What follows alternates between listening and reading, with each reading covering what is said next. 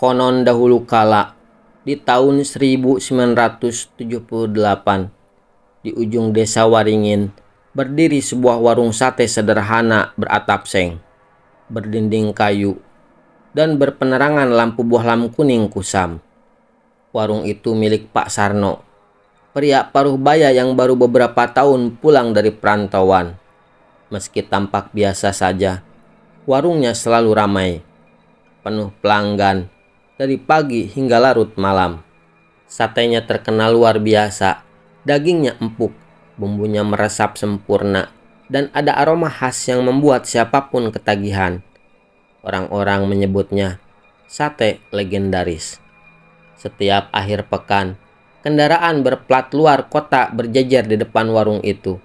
Wartawan kuliner bahkan pernah menulisnya sebagai sate terenak di Jawa bagian selatan. Namun, tak seorang pun tahu dari mana Pak Sarno mendapatkan pasokan dagingnya. Ia tak pernah belanja di pasar desa, tak terlihat memotong kambing atau sapi, dan tak punya peternakan sendiri. Ia selalu berkata, "Sudah ada yang urus," sambil tersenyum misterius. Beberapa warga mulai curiga, terutama setelah sering terdengar kabar anak jalanan dan pengemis yang hilang di kota. Tapi siapa yang berani bicara? Pak Sarno dikenal dermawan. Ia suka menyumbang ke masjid, membagikan daging gratis saat Idul Adha, dan punya kedekatan dengan kepala desa serta beberapa polisi setempat. Kecurigaan pun menguap dalam aroma sate yang menggoda.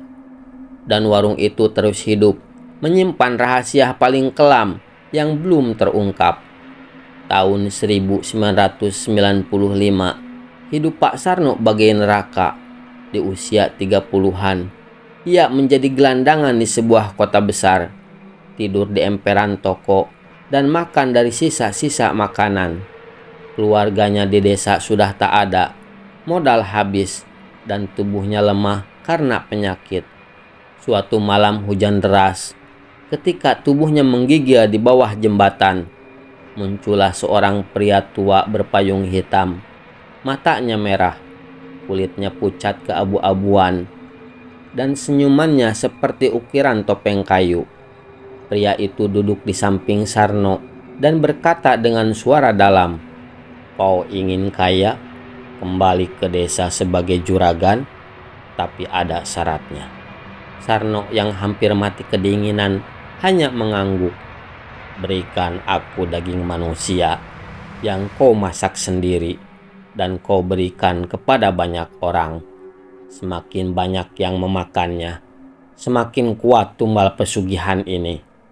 Imbalannya, kau akan punya uang, warung ramai, dan hidup terjamin. Tapi ingat, jangan pernah berhenti." Sarno tidak menjawab, hanya tertunduk. Malam itu, ia pingsan.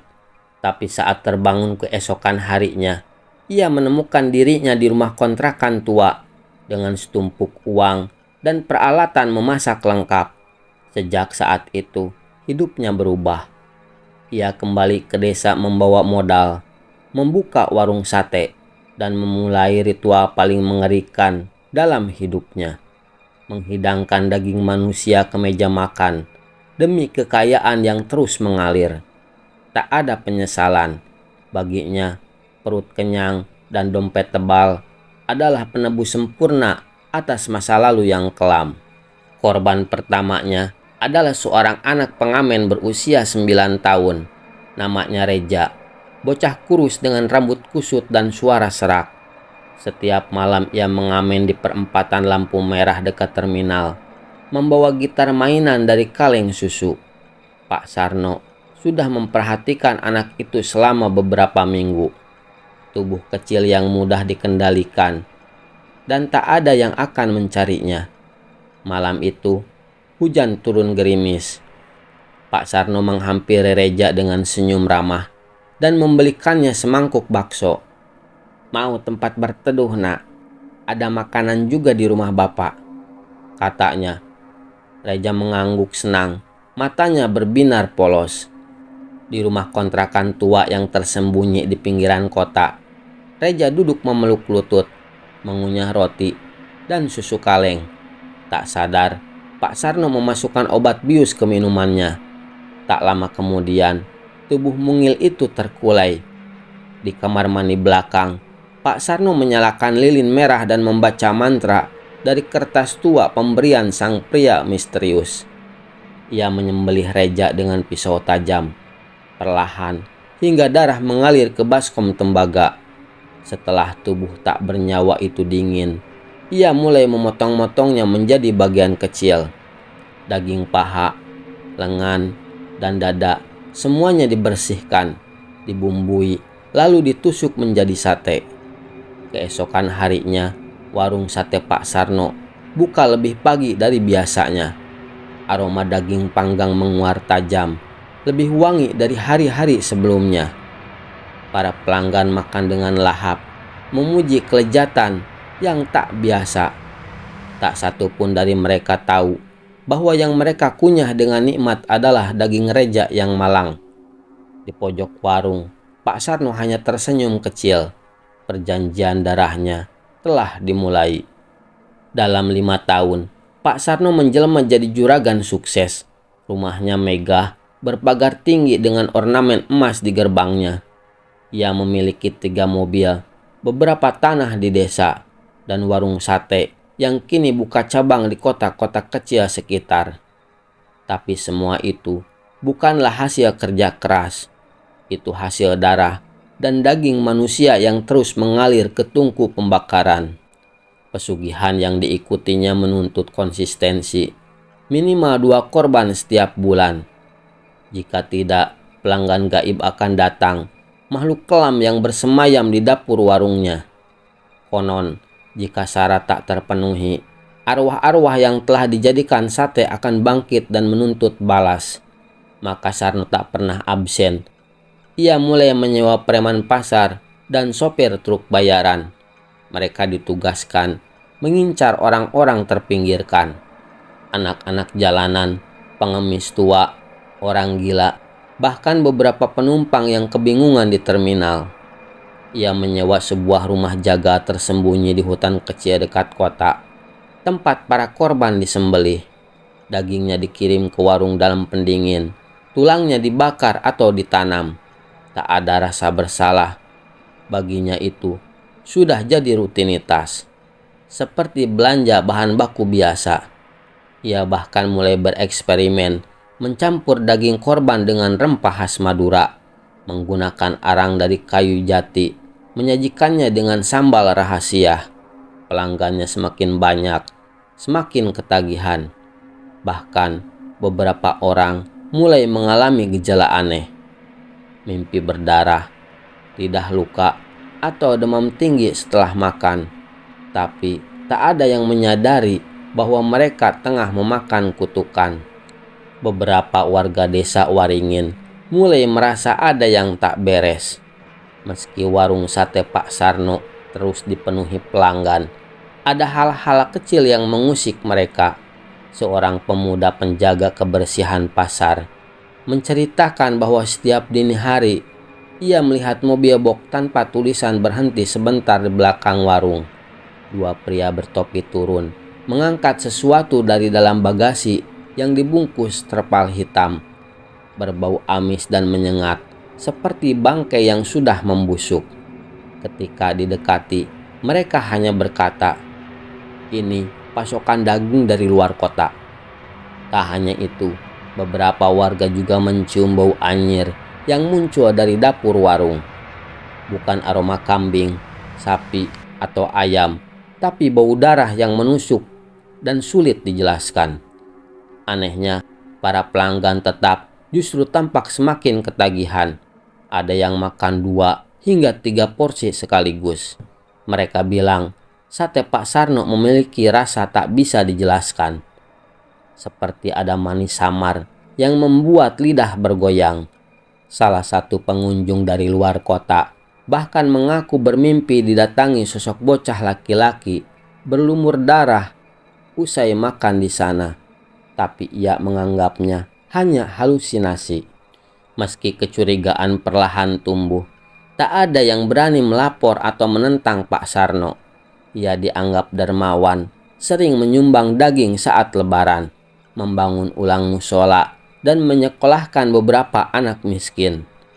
Kepala desa pun dikenal dekat dengannya, bahkan sering makan gratis di warung itu bersama rombongan tamu.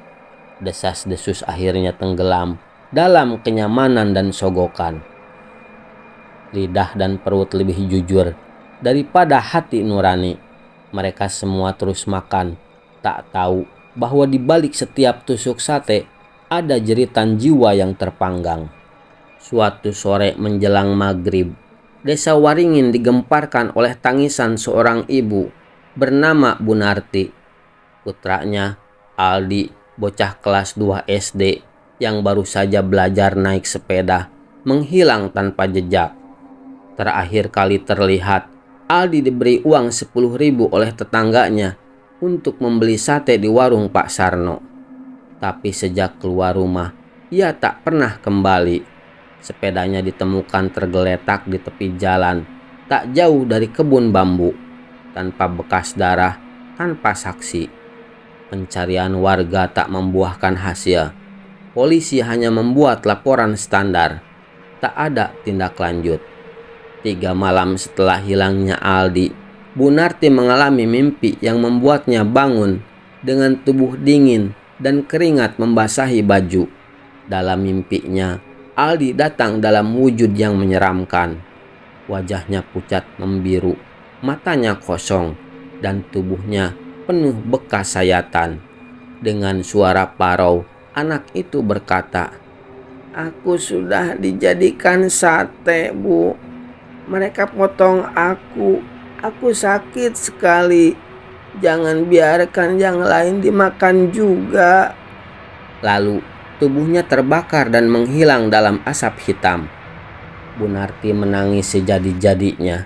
Ia datang ke balai desa membawa tangisan dan cerita mimpinya, memohon agar warung Pak Sarno diperiksa. Tapi para aparat desa hanya menertawakannya, menyebutnya halusinasi karena stres. "Sudah, Bu, jangan bikin malu keluarga. Nanti anaknya pulang sendiri," kata mereka sambil menyantap sate di pinggir warung. Sejak hari itu, Bunarti tak lagi keluar rumah. Ia duduk di sudut kamarnya, menatap kosong, menggenggam sepatu kecil Aldi yang tak pernah sempat dibeli baru. Di luar, warung sate Pak Sarno tetap ramai. Tusuk demi tusuk berpindah tangan, kutukan demi kutukan berpindah perut. Seiring waktu, warung sate Pak Sarno mulai menebar hawa ganjil. Bukan hanya bagi warga desa, tapi juga bagi para pelanggan yang biasa datang dari luar kota. Beberapa dari mereka mengalami mimpi-mimpi aneh setelah menyantap sate dari warung tersebut. Seorang mahasiswa dari kota menceritakan bahwa ia bermimpi tersesat di lorong gelap yang berdinding daging manusia. Di ujung lorong, sesosok anak kecil dengan tubuh bolong mengulurkan tangan sambil berkata, "Kau makan aku." Seorang ibu rumah tangga muntah darah sehari setelah makan sate spesial. Dokter tidak menemukan penyakit apapun dalam tubuhnya.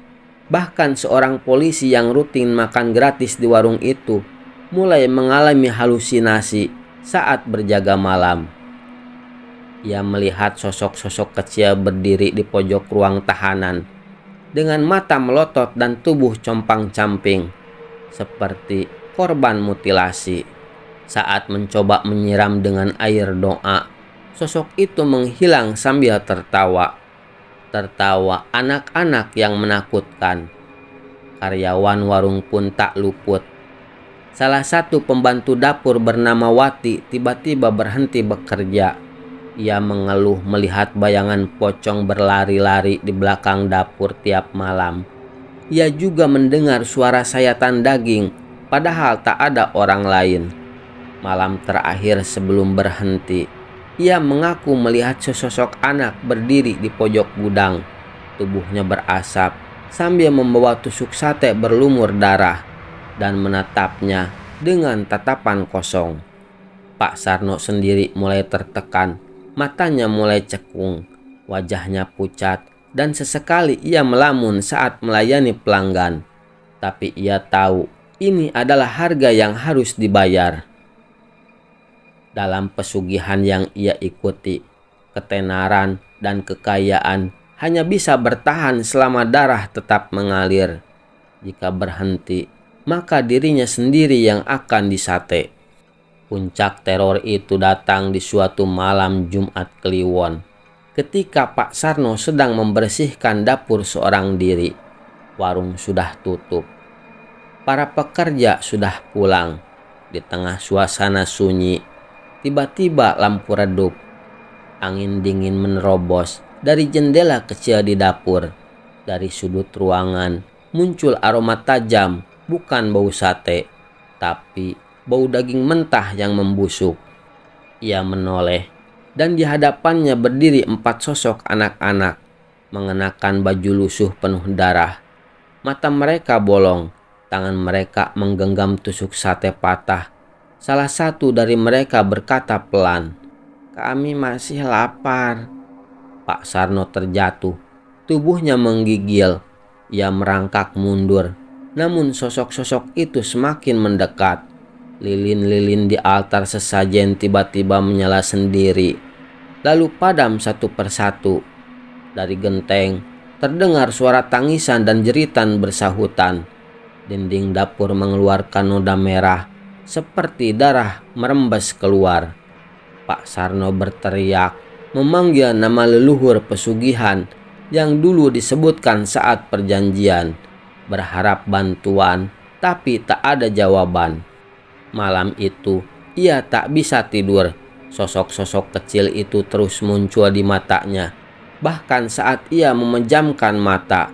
Sejak kejadian itu, Pak Sarno mulai kehilangan kendali. Ia menyembelih korban berikutnya dengan cara brutal, diiringi tawa gila yang menggetarkan hati para kaki tangannya. Ia tak lagi memotong dengan rapi, tak lagi menyiapkan sate seperti biasa. Tubuh korban ia simpan di bawah lantai dapur, lalu memasak dagingnya sambil bergumam dan menangis. Ia tahu waktunya semakin dekat. Pesugihan mulai menagih, bukan hanya darah, tapi jiwanya sendiri. Ia telah menyentuh batas antara dunia manusia dan dunia arwah, dan kini arwah itu menuntut balas. Seorang wartawan muda bernama Dika yang mulai curiga. Ia datang ke desa Waringin untuk menulis artikel kuliner tentang warung sate legendaris yang viral di media sosial. Tapi selama berada di desa, ia justru menemukan hal-hal yang tak sesuai dengan pujian yang tersebar. Beberapa warga yang ramah di awal berubah kikuk saat ia menyinggung soal warung Pak Sarno. Beberapa justru langsung menolak bicara. Ketika Dika menanyakan asal dagingnya, Pak Sarno menjawab dengan datar, "Itu rahasia dapur." Rasa penasaran Dika meningkat saat ia menemukan berita lama tentang hilangnya anak-anak jalanan dan pengamen di kota yang tak pernah terpecahkan. Ia mencocokkan tanggal-tanggalnya dengan laporan pembukaan cabang warung sate Sarno, dan semuanya cocok. Semakin laris warung, semakin sering ada orang hilang. Ia memutuskan untuk menyelidiki sendiri, mengikuti mobil box Pak Sarno yang melintas dini hari menuju arah hutan bambu di luar desa. Di sanalah ia menemukannya. Di tengah hutan ada gubuk tua beratap sengkarat dengan bau amis menusuk. Di balik gubuk itu, tanah tampak tidak rata. Dika menggali dengan tangan gemetar, menggunakan sekop kecil yang dibawanya. Tak lama, ia menemukan tulang lengan manusia. Sebagian tertanam dangkal. Di bawahnya ada potongan pakaian anak-anak, dan bahkan sisa rambut kusut yang masih menyatu dengan tempurung kepala. Tapi malam itu menjadi akhir langkah Dika. Saat ia hendak mengirim bukti foto ke redaksinya, suara ranting patah terdengar dari belakang. Dua pria bertopeng kain menyerangnya. Ia tak sempat berteriak. Tubuhnya dibungkus terpal dan dibawa pergi pagi harinya. Pelanggan kembali menyantap sate yang lebih empuk dari biasanya, tanpa tahu bahwa yang mereka kunyah adalah wartawan terakhir yang mencoba mengungkap kebenaran. Malam Jumat itu, langit desa Waringin tampak muram. Hujan turun pelan dan kabut menyelimuti jalanan. Warung sate Pak Sarno tiba-tiba tutup lebih awal. Beberapa pelanggan kecewa, tapi tak ada yang mencurigai apapun. Di dalam warung, Pak Sarno duduk gemetar di depan altar sesajen. Tubuhnya menggigil. Ia membakar dupa, membaca mantra dengan suara gemetar. Tapi malam itu, para arwah tak ingin mendengar doa lagi. Mereka ingin keadilan. Tepat tengah malam, api besar tiba-tiba muncul dari dapur. Api itu tidak menyambar pelan seperti kebakaran biasa, tapi membakar seluruh bangunan dalam hitungan menit. Warga yang mendengar ledakan berlarian keluar rumah. Dari kejauhan, mereka melihat siluet puluhan anak kecil berdiri di dalam kobaran api. Tubuh mereka terbakar, namun tak bergerak, seperti menatap desa dengan mata dendam. Di tengah kobaran itu, Pak Sarno terlihat berdiri, matanya melotot, mulutnya terbuka lebar seolah menjerit, tapi tak ada suara keluar. Pagi harinya, hanya puing-puing hangus yang tersisa. Di belakang warung, tubuh Pak Sarno ditemukan tergantung di balok kayu, dengan lidah menjulur dan wajah menghitam. Di bawah tubuhnya, tanah basah memunculkan genangan darah yang tak kunjung kering. Kepolisian datang, tapi tak satu pun dari mereka berani menggali lebih dalam. Kepala desa hanya mengangguk dan berkata, akhirnya dia dibakar dengan dagangannya sendiri. Warung itu tak pernah dibuka kembali. Tempat itu ditutup dengan pagar seng. Tapi suara jeritan dan bau anyir kadang masih terasa saat malam-malam sunyi. Warga kini tahu, sate enak apapun jika berasal dari daging kutukan hanya akan meninggalkan kematian. Dan setiap Jumat Kliwon, ada yang meletakkan sebatang sate gosong di depan puing warung, sebagai pengingat bahwa dosa yang dimasak tak pernah benar-benar hilang.